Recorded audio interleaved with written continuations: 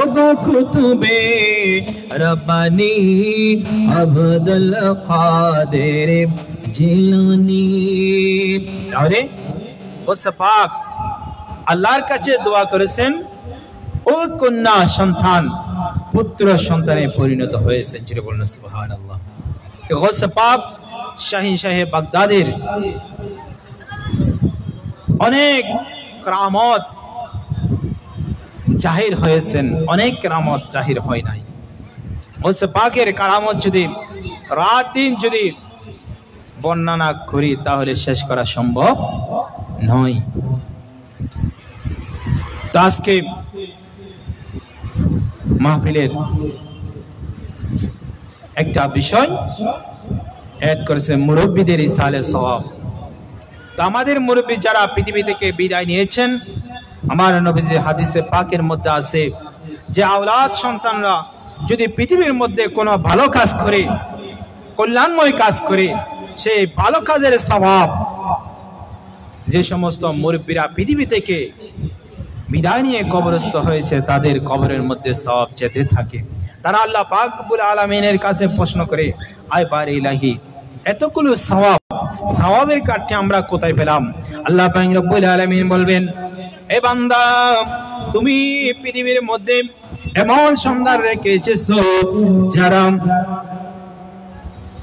হাসিম মিন্নাত আলী দুবাস তরুণ একদা সঙ্গের ব্যবস্থাপনায় পবিত্র ঈদে মিলাদুন নবী সাল্লাল্লাহু আলাইহি সাল্লাম পালন করেছেন।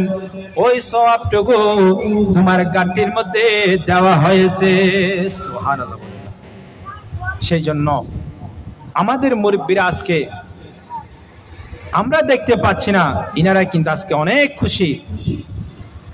তো ঈদে মিলাদুন নবী সাল্লাল্লাহু আলাইহি সাল্লাম কারাই পালন করে?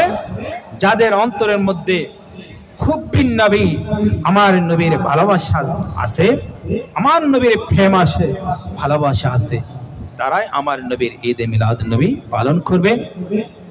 তো আমি এলাকাবাসীর প্রতি বিনীতভাবে আহ্বান জানাবো, আপনারা ইশারের নামাজের পর ভোরেই মাহফিলের মধ্যে বসে যাবেন।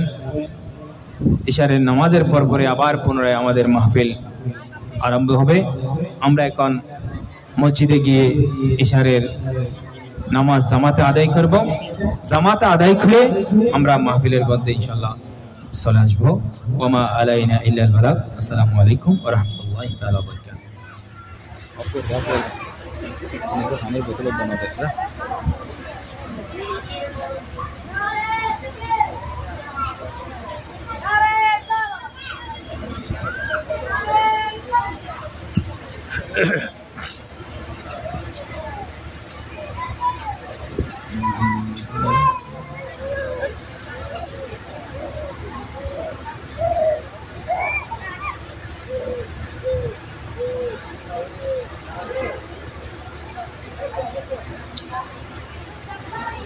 Hey, hey, hey, hey.